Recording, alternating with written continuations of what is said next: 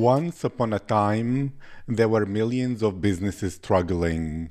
Every day they wasted time, effort, and energy on repetitive tasks that added no value. One day, the Better Automation podcast by PROCESIO came to help them find a way. Because of this, these businesses save time, reduce costs, innovate, and make better decisions. Because of that, these businesses grow, scale, and use human creativity to change this world. Hello, my name is Aziz, and I'm your host at Better Automation Podcast by PROCESIO, where I interview the world's top experts and share their very best ideas on how to improve automation in your business, processes, and life. My guest today is Nathalie Doremieux. Nathalie has 16 years of experience helping heart-centered entrepreneurs leverage the power of technology and automation to scale businesses online.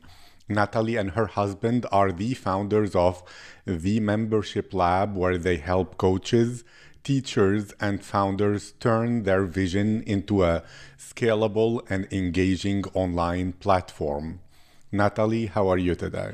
I'm doing great. Thank you so much for having me, Aziz. It's my pleasure, it's my honor, it's my privilege, and I'm excited to think in this way. I have a question. When heart-centered entrepreneurs, coaches, consultants come to you, what is the thing that when it comes to scaling, to automation or anything like that, that they seem to either struggle with, or it's something they didn't know is possible, and often it's an eye-opening moment when you tell them about it? I would say that the first thing that when people come to me about scaling and automating is realizing that in order to automate and to scale, you have to have processes in place. So some people might think that it's just a matter, okay, just let's pick a tool and then, the tool will do the thing. But the thing is, you need to have the process, the systems defined where you want to automate. And sometimes they really wait until they are so overloaded with work, or they're like, okay, now I have to start to delegate this, automate this, and now they want to automate everything. So there is an order of things where you want to automate, because you really need to know your process before you can automate that process. I love that. And if I understood you correctly, somehow these heart-centered entrepreneurs, coaches, consultants are being chaotic. They're just doing things because of reactivity, because of urgency, because of habit, without clarity on what is the process, what is useful, what is a waste, and all that. And suddenly, when they're so overwhelmed that they cannot keep doing it any longer, they want to automate and delegate everything at once. And that's even more overwhelming and impossible. And therefore, the right way is to both understand your processes and codify them, as well as go for the low-hanging fruits, or begin with what you hate, or begin with what is most repetitive, or whatever it is. And therefore, you don't just go for everything, because that's an infinite project that will mess up, that will get messy, and you will have no control. Did I understand correctly? Yeah, that's exactly that. It's really also this idea that they really don't know what can be automated. So sometimes they have this idea that they could automate something, and when you start to have the conversation and I hear, it depends.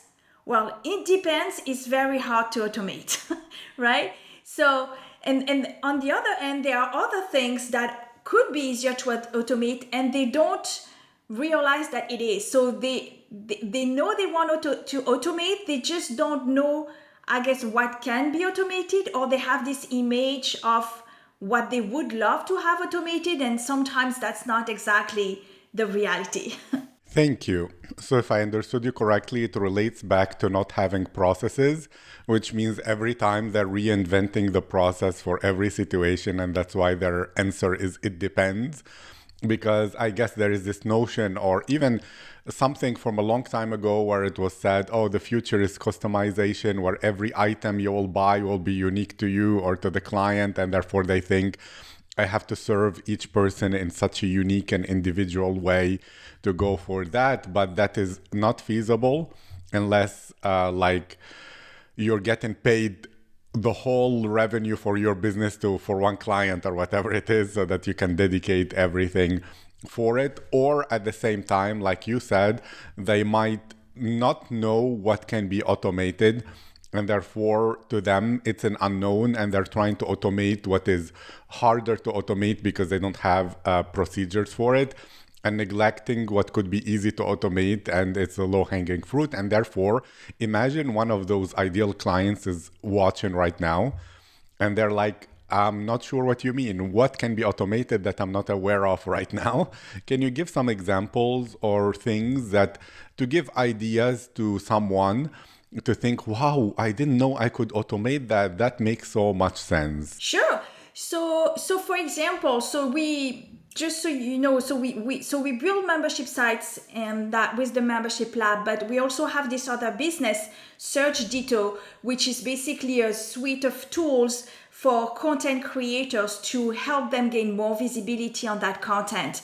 And one of the things that I want to tell these people is that automating is actually saving your time. So things you can automate, for example, like if you have a podcast or if you have a YouTube channel, is to automatically being able to have transcript generated and put on your website. And people don't realize that. I know, like, we could talk also about transcription and things like that, but there are automated services, but there is also I have to upload, I have to download, I have to put it on the site. Like, there are things that can be automated that people are not aware of, and it's going to save them a lot of time. I think saving time is a huge benefit, a huge pain that people have when it comes to scaling their business. And that's one of the benefit of the feature why we build Search Ditto, is to save content creators time. So automating these things that are done repeatedly, where there is a process that's very well known, and picking the right tools to make it happen, right? That is scaling your business. Thank you. That is wonderful. I love what you're speaking about. And I imagine this because humans are so complex, they're creatures that are somehow irrational. One of your entrepreneurs or coaches or consultants, they want to scale. They believe in scaling, but somehow they hesitate or self-sabotage because they think the imposter syndrome situation, and I'm not good enough, maybe I'm not worthy, maybe I'm scared of getting so much visibility, and therefore that's a reason to perpetuate the cycle of overwhelm because it keeps them within their comfort zone. So what do you say to that? When someone would say, what's unique about me? I'm nobody special. I'm just doing my best. Or they're saying, I'm unworthy, or I'm pretending, or I don't know why people like me, or whatever it could be that is deep down the thing. One, what is the psychological response that you give to that?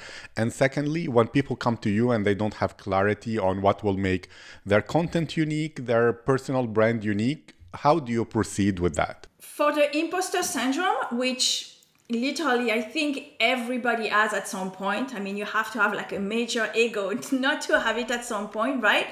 What I tell people is to shift the focus. You cannot be in fear and, thinking about that and being in action and being excited about what's possible at the same time. So especially if you look at what you've accomplished so far, that's proof. So whenever you're doubting, you want quick ways to be able to go back and see proof that you are worth it. That can be a post-it that's on your computer. That can be, for me, I have a place where I have a whole bunch of testimonials. That can be listening to video testimonials from your clients. I do this every now and then. That could be listening to, motivation speech on YouTube, which I do as well. There are several ways. What's really important is to notice it because it happens, And then to have those triggers that you know will help you switch back and be in the right vortex, in the right positive energy. Because until you're there, any decision that you make, if it's out of fear, it's not going to be the best decision probably for your business. Thank you. I love this. And therefore, scaling on automation and all those beautiful things, what opportunity do you believe they open up for coaches, entrepreneurs, and consultants that before was not possible? Because when you think about people who were coaching before and all that, they were thinking about having a lifestyle business where they reduce the work, they don't want to be overwhelmed, they want to just have money to cover their living expenses, and therefore they don't think about scaling, because scaling for them comes with headaches, with managing employees, with all kinds of things. So what did automation tools make possible that was not possible before? Well, what automation tools made possible is, anything that has to do with repetitive communication, whether this is accountability, customer support, and things like that. Those are all things, that tools that exist now that didn't exist even 5 years ago, that allow us to do things like I call behavioral automation, which is because one of the things that at least my clients, who tend to be heart-centered people and really want to create great experiences for their members and their students, there is a fear with the word automation. Because automation means it's a robot, everybody is going to be treated the same like a number. And my clients don't want that. So that's the resistance that they have in saying, no, I cannot really scale. They want me. They want me. The reality is they probably only want like 20% of you. The rest, if it's done well, can be automated. So when I talk about behavioral automation, which is something that we implement when we build these online portals, it's basically automating communication, but based on what people do and don't do. So think progress tracking, think, are they logging into the platform? Are they consuming content? Are they asking questions? Like if you can automate so that people really feel like they're heard, then you've achieved, a good automation, because it's not diminishing the quality of support and therefore the results that your students and members will be getting. Yes, I love that. And a lot of people would say you should do things that don't scale, and you should do things that are one-on-one and very personal and all that, which is a prevalent actually train of thought within the coaching, consulting, entrepreneurship, online business thing, where someone was having the proud declaration that for every new prospect they get, they will write a postcard for them and mail it to them personally, because that's how they will give them a special experience, etc. So, okay. Those say because humans fall in love with other humans, that the relationship is more important. If someone will dig even deeper, they say, okay, we're automating so much. What will be unique about my business if everything is done by the robots, as you mentioned? Like, how can I keep a level of uniqueness or anything like that that will keep me special? Because if everybody has the same tools, why can't everybody just have the same business, and therefore we become not unique in the marketplace? The tool is just the tool, right? The message that you carry through the tool is what makes it unique, right? It's not because you can automate a sequence of email that everybody is receiving the same email, right? It's still your copy, your value. So the closer, going back to, being unique, is like the more unique message, the more unique, the more you put it into your business. Nobody else can be you but you. So nobody's going to copy you if you do you, right? So especially like when you're a coach, you can automate all these communications, when content is going out, reminders for the calls, but also those other, behavioral automation. Hey, Nathalie, you haven't logged in 2 weeks. Hope everything okay. Do you want to book a call? Things, these type of things which are automated, but make it feel like, oh my gosh, she actually cares. She actually can see that I haven't come. Those can be automated, right?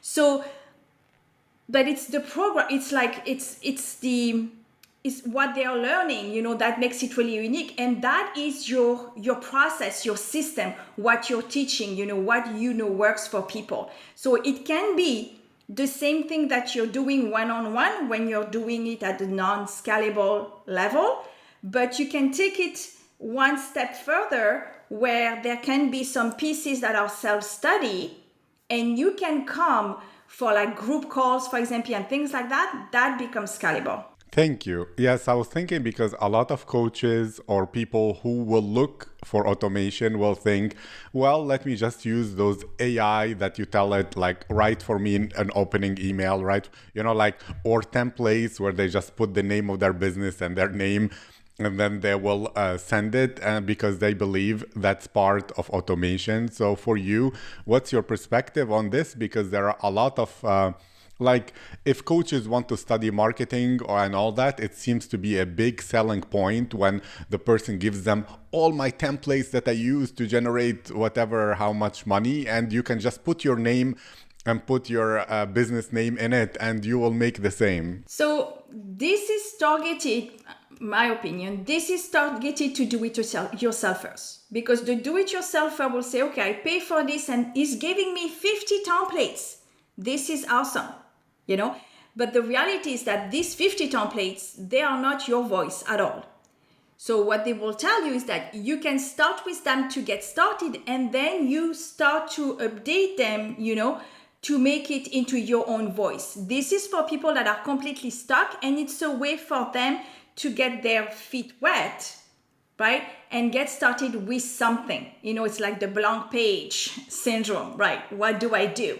So it's meant to be a starting point, but if you're going to use that like for your business, it's not going to be your voice, the very little chance that it will ever convert, right? But it's more like they should be seen as examples of things that can be done, and then for you to tweak and make it your own.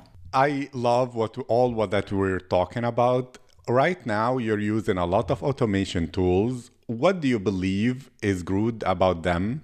What frictions do you wish they could improve? And what could be the future for those automation tools that you think new technologies or new things that will take the results and the usability and whatever they can do to the next level? Well, I think one thing that I like about the current automation tools is the fact that we are starting to be able to integrate more and more tools, right? Because in order to automate, we very often need to have tools that talk to each other.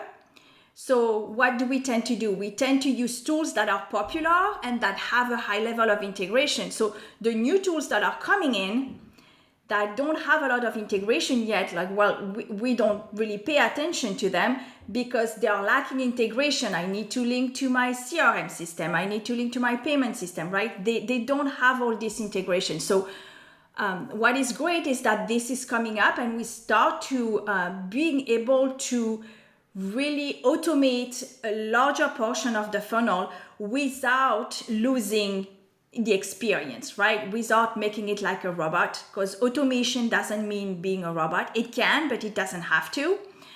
And where I see, things evolving is more and more seamless integration between tools, less lagging time and things like that, where they would be able to pass in more information between applications. So improvement in that integration, because I don't believe in the tool that do everything. I don't. I prefer to use something that is really good at what it does and then integrate it with something else. Like, for example, our search Ditto, we integrate with Otter.ai, and we decided to do this integration right away. Why? Because a lot of people are using Otter.ai, the people that we were talking to, and alone, Search Ditto, people would still have to either upload a transcript or they could use the Amazon transcription integrated, but they'll have to pay for credit for it. So we were like, if we do this integration, we save them about a whole bunch of time. So I hope that, tools can see these kind of things and can really listen to the users, because that's what we've been doing. That's how we add integrations, is by people telling us, well, I use this and that, and how can we save them time and remove a manual step. Beautiful. I really, really like that. And therefore, I'm very curious about what you do at the membership lab. Can you speak about it or about your other ventures? Where can people find out more? What benefits can they get from them?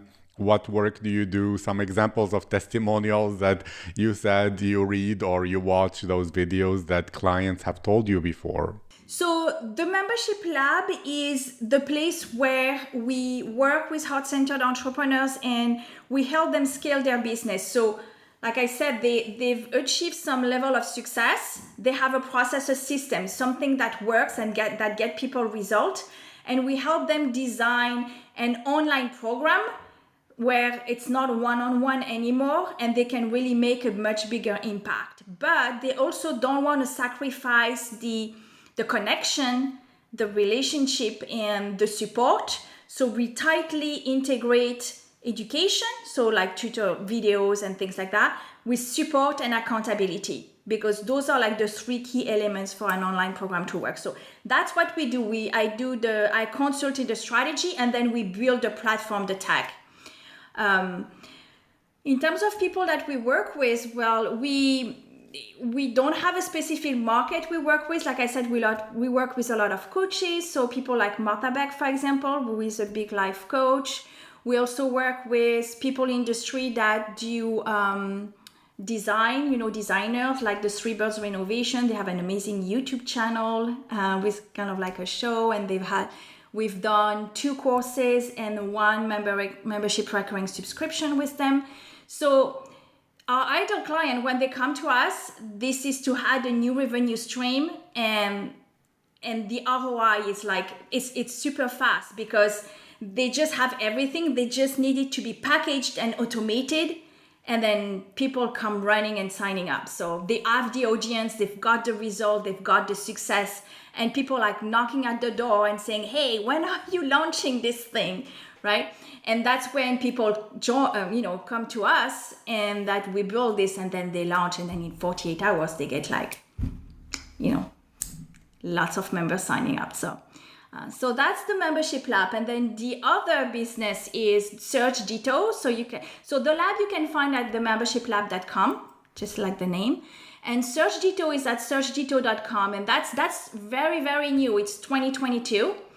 And basically our goal with Search Ditto is really to help content creators. So what we're doing is we are trying to save them time and gain more visibility with their content. We believe that your content should not be in just one platform and should try to be in multiple places, one of them being your own website. Why? Because you have control over it, and because search engines like Google can index it, right?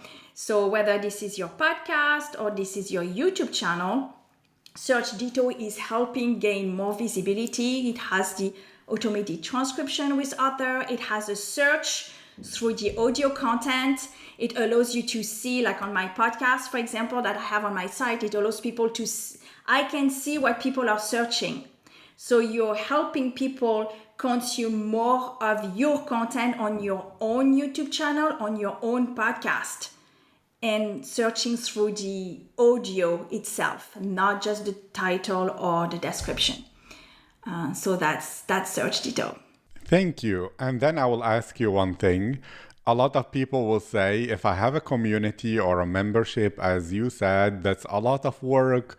I will need to be giving up my time all the time, answering things at 5 a.m. or 5 p.m. and almost adding to myself 10 times more work. So we spoke about automation. We didn't specifically answer this.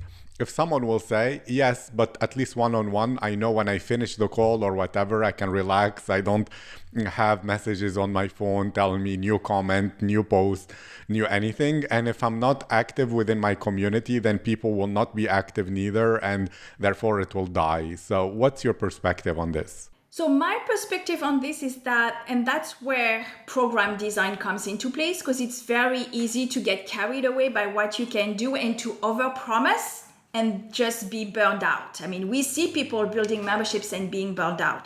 Really, the key is to set the expectations on what type of support they're going to get, what type of access to you they're going to get. When you design your program with that in mind, and you can even have multiple levels of membership, then they're not getting access to you. The benefit of the community is that you get all these brains that can support you as well. It's not just about the owner of the membership anymore, right? And you can be really clear, Nathalie is going to be on a monthly call, group call. You send your questions in advance. I show up, I answer the call, done. The rest of the time is handled by the community, or I have, people start to have community managers so that they can also, monitor the community and things like that. It's about setting the expectations, and the goal of the membership is really to add a new revenue stream to your business. It's not to add more work, right? It's not to add another job, like I said sometime. Because it's easy to get carried away. Oh, I should do this, I should do this. It's not about quantity. It's about quality. And even if you can give them the result with less content, even better, right? So it's about what recurring problem am I solving with my recurring solution? And that doesn't involve always you being the person, that supports them. Thank you. That's enriching. I mean, you have a lot of wisdom, a lot of insights on the topic. I love all the automation you're doing, and you're doing it in the right way, which is automating the things that are not so unique, or they're not heart-to-heart connection, but rather the things that are administrative or logistical, or things that will get you more visibility so that you can help actually more people in this world without needing to manually copy and paste and take from this place to that place and all that time. And those add up a whole lot. And I'm sure you're using a lot of wonderful tools. For me personally, what we always recommend, and I recommend at this podcast, is PROCESIO. PROCESIO is the modern low-code, no-code platform for advanced automation and creating an enterprise-grade platform and backend for your software.